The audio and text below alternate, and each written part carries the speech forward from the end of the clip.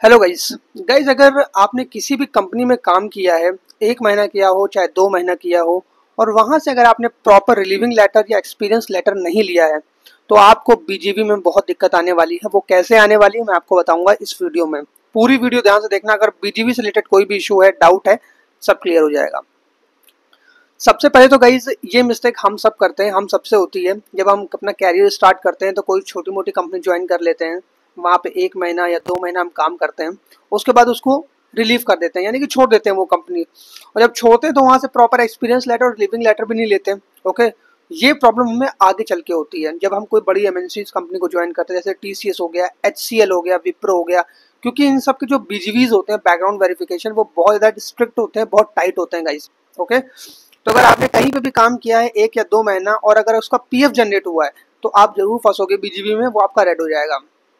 तो आपको करना क्या है? सबसे पहले किसी भी कंपनी में आप काम करते हो गाइस, डज इट मैटर आपने 15 दिन काम किया हो चाहे 20 दिन काम किया हो, आप प्रॉपरली वहां से एटलीस्ट रिलीविंग लेटर को लीजिए। बहुत सारी ऐसी कंपनीज हैं जो कि आपको एक्सपीरियंस लेटर नहीं देंगी।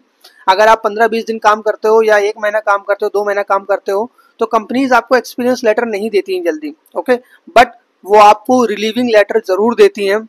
उस रिलीविंग लेटर में ये प्रॉपरली लिखा आता है कि इस पर्टिकुलर कैंडिडेट ने, इस पर्टिकुलर एम्प्लॉय ने इस समय से इस समय तक हमारे यहाँ काम किया और इसका जो नेचर था वो परफेक्ट था, ओके था।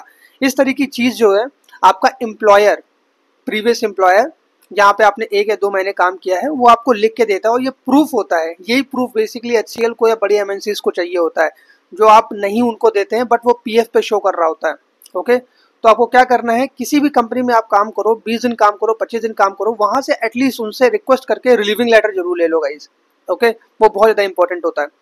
रिलीविंग लेटर अपने पास रखो। कभी भी कोई भी एमएनसी कंपनी ज्वाइन करो, वहां पे सब कुछ सच बताओ। आपने 1 महीना भी अगर काम किया है ना, तो वो चीज उनसे छुपाओ मत कभी भी, क्योंकि अगर आप छुपाओगे आप पकड़ ले जाओगे। एचसीएल खुद बीजीवी नहीं करता, बैकग्राउंड वेरिफिकेशन नहीं करता, थर्ड पार्टी के थ्रू करवाता है बीजीवी, तो वो हर चीज को कैचअप कर लेते हैं कुछ ना कुछ करके। अगर आप छुपाने की कोशिश करोगे वो सब पकड़ लेंगे। ओके, तो ऐसी कोई गलती मत करो, प्रॉपरली रिलीविंग लेटर लो और सब कुछ सच सच बताओ अपने एचआर को, जहाँ पे आप बड़ी एमएनसीज में इंटरव्यू दे रहे हो कि ऐसी ऐसी बात है। ओके, और अगर आपके पास रिलीविंग लेटर नहीं है तो आप कुछ भी करके उस रिलीविंग लेटर को लेके आओ। मैं खुद नोएडा गया था, एग्जैक्टली मैं आपको से बता रहा हूँ, मैं लखनऊ का रहने वाला हूँ।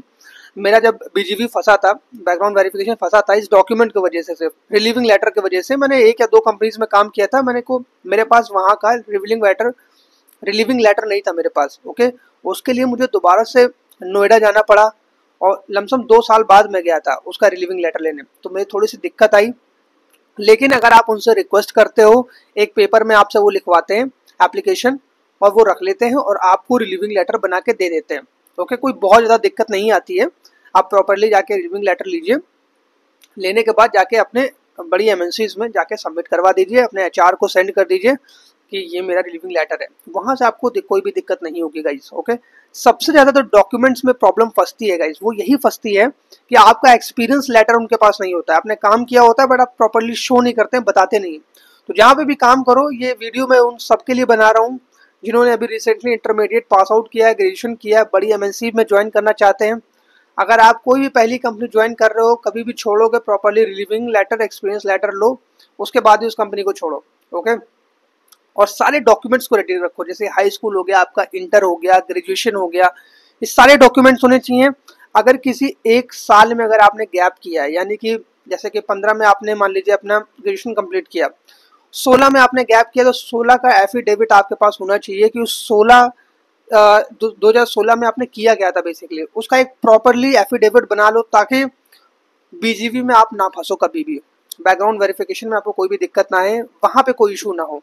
तो इस तरीके की चीजें आपको करनी पड़ेंगी, एक एक साल की डिटेल आपको रखनी पड़ेंगी अगर आपने कोई गैप भी किया है तो। ओके, बहुत ज्यादा स्ट्रिक्टली बीजीवी किए जाते हैं और आज के टाइम में तो बहुत ज्यादा लोग फंस रहे हैं बीजीवी को लेकर। मेरे समय भी जब मैंने 2.5 साल पहले इंटरव्यू दिया था तो मैं भी इसमें फंसा था, और आज तो बहुत ज्यादा स्ट्रिक्ट हो गया, बहुत ज्यादा लोग फंस रहे हैं। तो थोड़ा डॉक्यूमेंट्स को लेकर थोड़ा सा आप ध्यान रखिए और सब कुछ प्रॉपर रखिए।